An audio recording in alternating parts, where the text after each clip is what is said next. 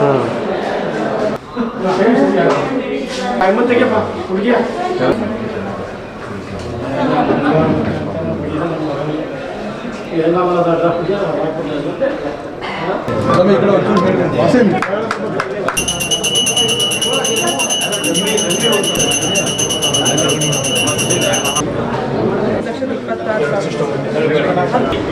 that we should know what they are doing, how much they are doing,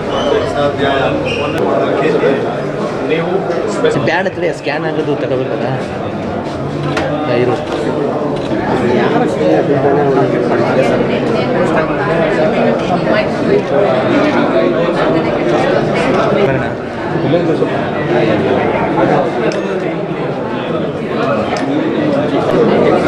ಅವ್ನು ಮಾಡಿದ್ರೆ ಎಲ್ಲ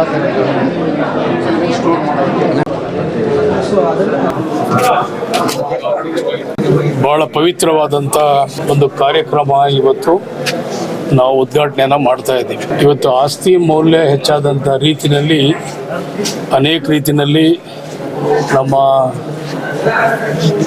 ಕಡತಗಳು ಅಂದರೆ ನಮಗೆ ಬೇಕಾದಂಥ ನಮ್ಮ ರೆಕಾರ್ಡ್ಗಳು ಇವತ್ತೆಲ್ಲ ಕೂಡ ಹಾಳಾಗ್ತಾ ಇದೆ. ಸುಮಾರು 100 ವರ್ಷಗಳ ಕಡತಗಳು ಇಟ್ಕೊಳ್ಳೋಕ್ಕೆ ಸಾಧ್ಯ ಆಗ್ತಾ ಇಲ್ಲ. ಇದನ್ನು ಜೋಪಾನ ಮಾಡಬೇಕಾದ್ರೆ ಇವತ್ತು ಆಧುನಿಕವಾಗಿ ನಾವೆಲ್ಲರೂ ಕೂಡ ಒಂದು ಮಟ್ಟದಲ್ಲಿ ನಾವು ಉಳಿಸ್ಕೊಳ್ಳುವಂಥ ವ್ಯವಸ್ಥೆ ಇವತ್ತು ಕರ್ನಾಟಕ ಸರ್ಕಾರ, ಮಾನ್ಯ ಸಿದ್ದರಾಮಯ್ಯ ನೇತೃತ್ವದ ಸರ್ಕಾರ, ಡಿ.ಕೆ. ಶಿವಕುಮಾರ್ ಅವ್ರ ನೇತೃತ್ವದ ಸರ್ಕಾರ ಇವತ್ತು ನಮ್ಮ ಎಲ್ಲ ರೆಕಾರ್ಡ್ಗಳನ್ನು, ನಮ್ಮ ಎಲ್ಲ ಪತ್ರಗಳನ್ನು, ನಮ್ಮ ಮನೆದಾಗಿರ್ಬೋದು, ಆಸ್ತಿದಾಗಿರ್ಬೋದು, ಮತ್ತೊಂದಾಗಿರ್ಬೋದು, ಎಲ್ಲ ಪತ್ರಗಳು ಜೋಪಾನವಾಗಿ ಇಡಬೇಕಂತೇಳಿ ಇವತ್ತು ಎಲ್ಲ ಪೇಪರ್ಗಳು, ಕಳ್ಳ ಕಡತಗಳು ಡಿಜಿಟಲೈಸೇಷನ್ ಆಗಬೇಕಂತೇಳಿ ಇವತ್ತು ಇಡೀ ರಾಜ್ಯದಲ್ಲಿ ಈ ಕಾರ್ಯಕ್ರಮವನ್ನು ಹಮ್ಮಿಕೊಂಡಿದ್ದೀವಿ. ಇವತ್ತು ನಮ್ಮಲ್ಲಿ ರಾಮನಗರದಲ್ಲಿ ಇವತ್ತು ಸುಮಾರು ಈಗಾಗಲೇ ಸುಮಾರು 40,000 ಕಡತಗಳು ಇವತ್ತು ನಮ್ಮಲ್ಲಿ ಸ್ಕ್ಯಾನ್ ಆಗಬೇಕಾಗಿದೆ. ಅದರಲ್ಲಿ 1,78,000 ಪೇಜಸ್ ಇವತ್ತು ನಾವೆಲ್ಲರೂ ಕೂಡ ಸ್ಕ್ಯಾನ್ ಮಾಡಬೇಕಾಗಿದೆ. ಈಗ ಆಲ್ರೆಡಿ ಅದರಲ್ಲಿ 5 ಲಕ್ಷ ಇವತ್ತಾಗಲೇ ಪೇಜನ್ನು 22,000 ಕಡತಗಳು 5 ಲಕ್ಷ ಪೇಜಸ್ಸನ್ನು ಈಗಾಗಲೇ ಸ್ಕ್ಯಾನ್ ಎಲ್ಲ ಮಾಡಿದ್ದಾರೆ. ಸೊ ಇನ್ನೂ 1,78,000 ಪೇಜಸ್ಸು ಮಾಡಬೇಕಾಗಿದೆ.